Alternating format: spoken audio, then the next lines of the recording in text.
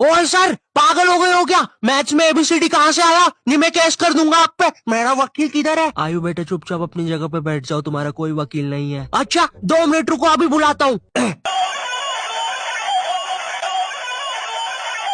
कर दिया मैंने मैसेज, आ रहा है। तुम नहीं, तुम मुझे कभी नहीं पकड़ सकते।